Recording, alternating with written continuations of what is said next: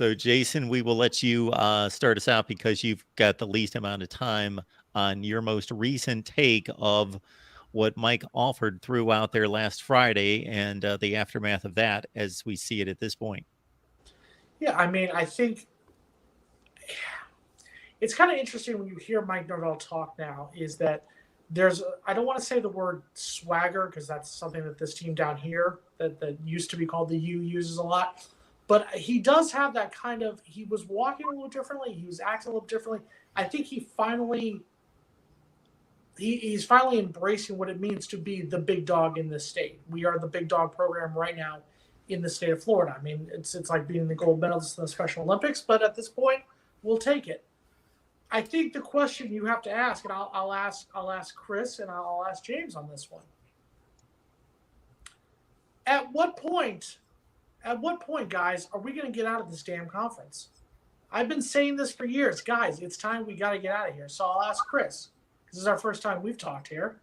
Chris, you're Florida State. Sell yourself to the SEC and sell yourself to the Big Ten. What is your resume? What is your sales pitch to both conferences?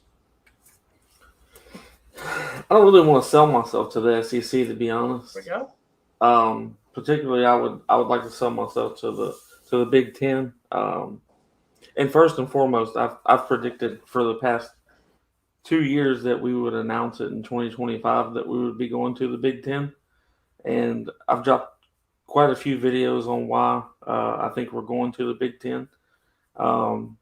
First and foremost, I think what Florida State brings to recruiting to the Big Ten in the state of Florida is huge. Whether you bring your little sister along or not down south, what we bring to the table is obviously the viewership for not just football, but our softball team does something that nobody's talking about right now. Our softball team gets as much viewership as most ACC football teams do. So there's two key sports that I think that Florida State gets viewership on that even their Big Ten schools aren't getting. Plus, we would be ranked third in the Big Ten right now off of viewership and what we would bring to the table as far as money goes. And then what Florida State has done to get to the point to become an AAU member, you hire the president from Harvard, which was obviously an AAU member. And then you bring Michael Alford on, which before the commissioner of the Big Ten left was good friends with Michael Alford. So I think you have a way in there as well.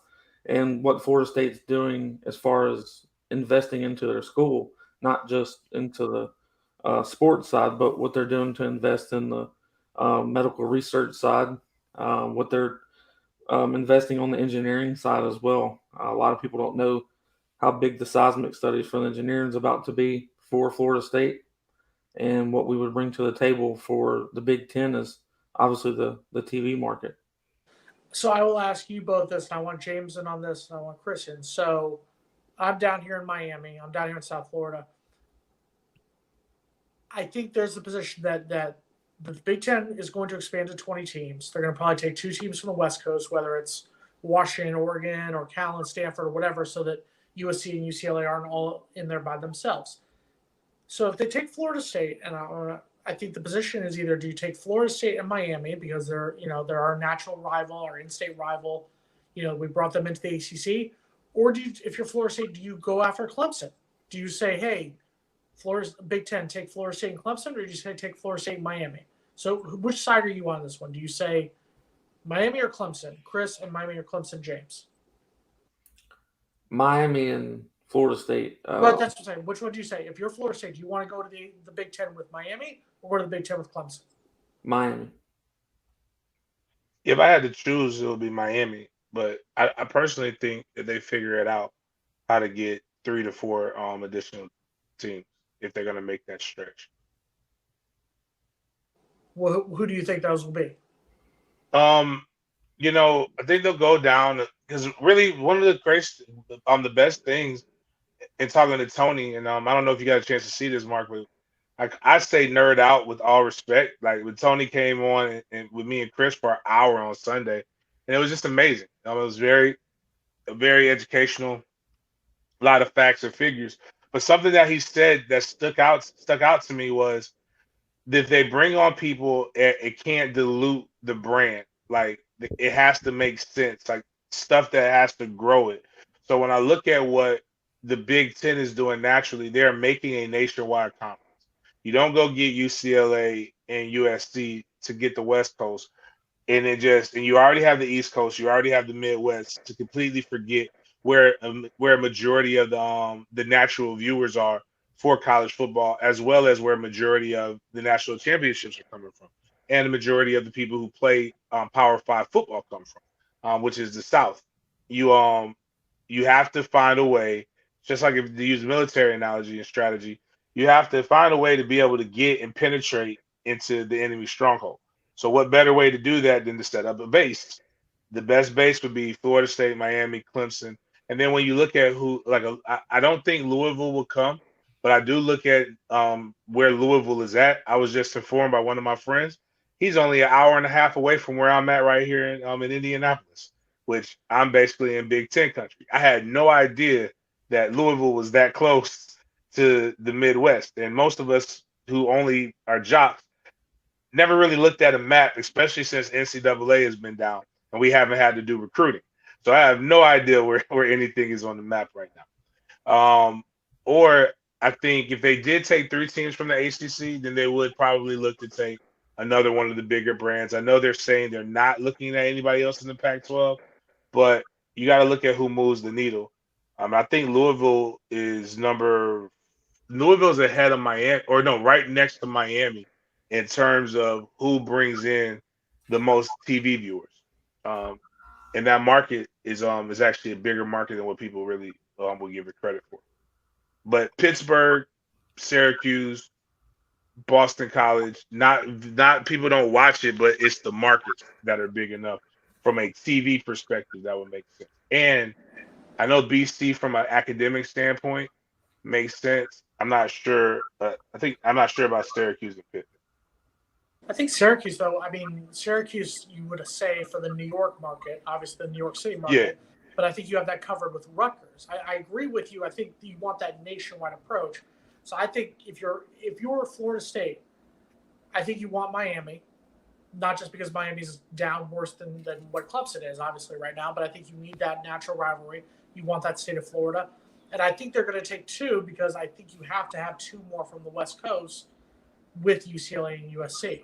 So if along that regard, if you're Florida State, let's say it's Florida State and Miami, what 2 teams from the West? Do you want a Cal and Stanford? Do you want Washington, Oregon? Who would you want?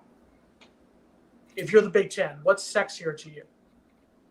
From what Tony told us, and looking at the numbers, like for me, what's sexier from a fan perspective would be Washington and Oregon. But what's sexy from the perspective of what they're looking at, it would probably be Cal and Oregon. I mean, like what was it? It was like, well, we know they're over $1 billion in research, but it's a lot more. Like their medical, from what Tony was telling us, their medical school is so big that it can no longer it has to count as its own school. Like it's a standalone, but it's technically Cal's, but it's not. So like they make a ton of money from research and grants. And the Big Ten decision isn't, like I always want to tell people, like, and I get it. This is Mark Rogers, the voice of college football, not the voice of college. But when you step outside, and again, one of my favorite movie quotes of all time is from the program, is when the coach said, with all due respect, when's the last time 85,000 people stood around to watch somebody do a math problem? It's very easy to like forget that until you realize that, colleges are research institutions and a ton of money athletics helps market it. But when you've got a Cal that's easily in the billions with its fundraising goals, that looks more attractive because of the overall things of what they could do for the university. That's why I tell people why I'm high on Big Ten over SEC. One, I think SEC has 1 to 2 of the best teams in the nation in football every year. They are not the best football conference. Nobody is afraid of Vanderbilt. Nobody is afraid of the bottom. Like South Carolina strikes no fear into me, and that's no disrespect. But I'll tell you, if you look at the Big Ten from top to bottom, a lot of their middle tier teams are better than most of everybody else. So like, but everybody just wants the SEC because of football, and it's more to it. Yeah, really good stuff there. Chris, anything to add? I went on for 2.5 or 3 hours already today about this, so I certainly have all sorts of videos and live streams out there for people to check out. So I want to hear from you two guys first and foremost. Well, the only thing that I have is I would absolutely love to see Clemson in the Big Ten with Florida State. Just based off of their academic side, I don't know if that's possible. From what I understand, they're not the greatest research type school. They don't have, and I could be mistaken. So if I'm wrong, correct me. But they don't have their own medical research. They're not really a research school. So to become an AAU member, which I don't know that that's 100% a have to get in the Big Ten, but I would think it is. But Nebraska's been without it for so long. What's going to happen there? So does Clemson get the opportunity to get in and then become that AAU member later down the road, as Nebraska hasn't had to have it in I think a decade now. So I would love to see that. I just don't know if that's a possibility. And another team that I think might meet the criteria that isn't necessarily the biggest football brand, but I think might twist some eyes to the Big Ten would be North Carolina. They may be good enough. They may have enough research abilities to become an AAU member if they're not already. But I know that Florida State, for the fan perspective and also for what Miami could do, you have to bring Miami along because I don't want Florida State losing the interstate rival game. We already have that, with the ACC. So I don't want to lose that. And I think Miami has more than enough capabilities because they have the research facility and medical down there. They also have one of the best. There's another thing that they do really well in research. So I think they could grasp the AAU member easily if need be. So, and then from the standpoint of being a fan, I just don't want to lose that rival. I don't think you ever lose the rival with Florida, regardless of where we go. But you don't want to schedule your out of conference game, both being Florida and Miami. It makes your schedule that much harder.